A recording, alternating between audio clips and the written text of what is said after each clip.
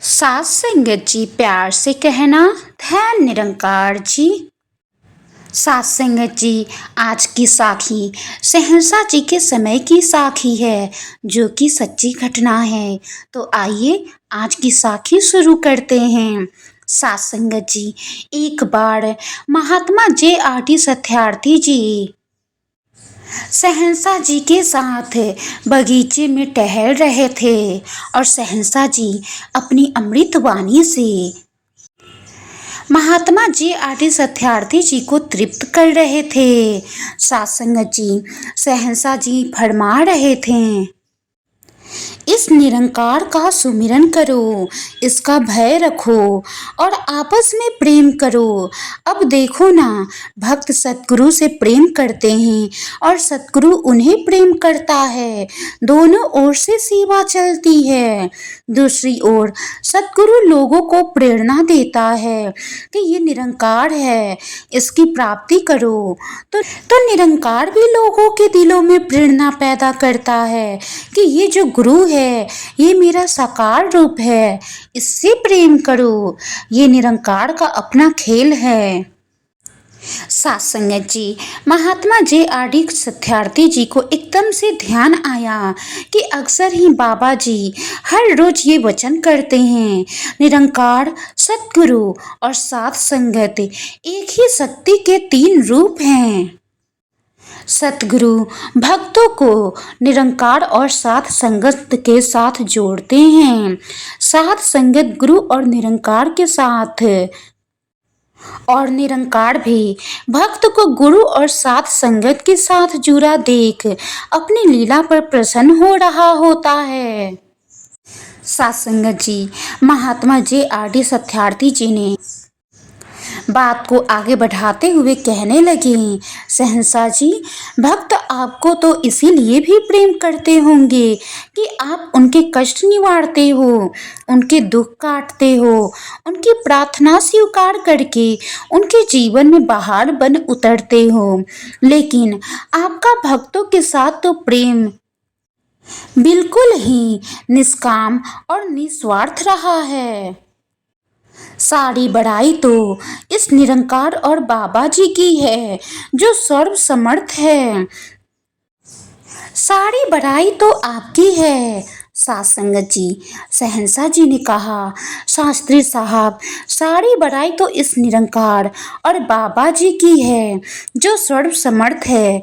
तभी मैं कहता हूँ कि आप अपने दुख इस निरंकार प्रभु को ही सुनाया करो।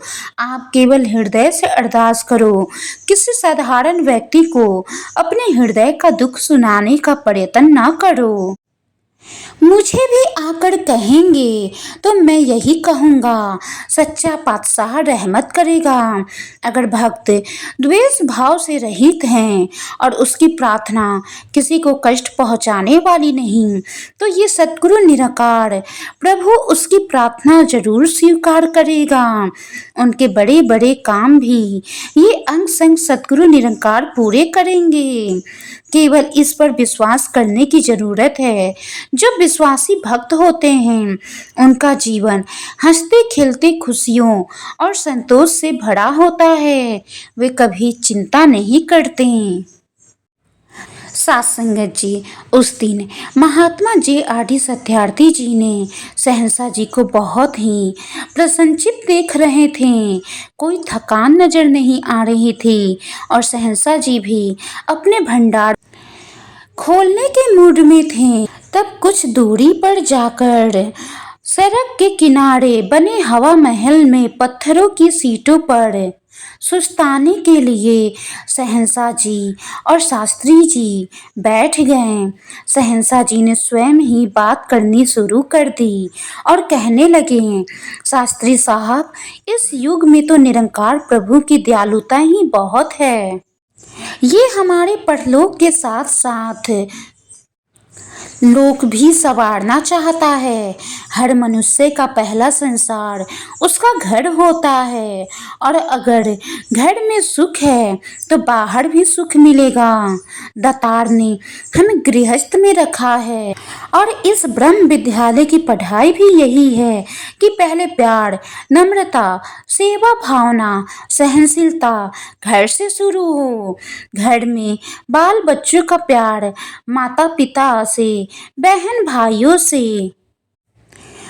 भाइयों का आपस में प्यार, पति पत्नी का आपस में प्रेम और सद्व्यवहार हो और सबका आस पड़ोस से प्रेम हो। संसार के पास बाहर की आंखें हैं, दिव्य दृष्टि नहीं है।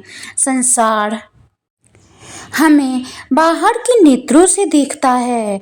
अगर हमारे घरों में गुरु मुक्ता है, सुखद माहौल है तो यही स्वर्ग है। जो घर में खुशी और आनंद से रहते हैं उनके निकट पाप ताप आ ही नहीं सकता। गुरु का हृदय भी ऐसे संतों को देखकर प्रसन्न होता है। अगर घर में इस प्रकार सभी रहें तो कोई वस्तु ऐसी नहीं जो इनको प्राप्त ना हो। जो वस्तु असंभव है वो भी संभव हो सकती है। अगर घर में एक दूसरे का निरादर ना करे तो जो भी वस्तु मांगोगे मिलेगी, लेकिन तब जब एक दूसरे का वचन माने। अगर वचन ना माने तो इनका अपना फल होगा। ज्ञान से मुक्ति तो मिल गई पर लोक सुखी तभी होगा अगर गुरु के वचन पर दृढ़ता से कर्म किया जाएगा, क्योंकि गुरु के वचनों में कोई स्वार्थ नहीं होता, केवल परोपकार ही होता है। अब देखो ना, मैं सदा एक बात पर ही जोर देता हूँ कि ये सत्य का मार्ग है। यहाँ छिप कर भी कोई बुरा कर्म क्यों ना करे, निरंकार उसका भी पर्दाफाश कर देता है। इसीलिए अंग संग निरंकार को जानकर संत जनों और किसी के साथ भी छल कपट करने से डरना चाहिए। संतों की निंदा करके ना ही अपने लिए दुख खरीदे और ना ही वे मतलब का बोझा अपने ऊपर ला दें। सासंगत जी ये कहकर सहनसा जी उठ खड़े हुए और धीरे धीरे भवन की ओर चल पड़े। महात्मा जे.आर.डी. सत्यार्थी जी व्यवहारिक जीवन जीने की कला सीख पाने के लिए प्रत्येक संत के लिए मन ही मन प्रार्थना करने लगे और मौन भाव से साथ साथ चलने लगे। सासंगत जी, वाणी में कोई गलती हो गई हो तो बख्श लेना जी, प्यार से कहना। धन निरंकार जी।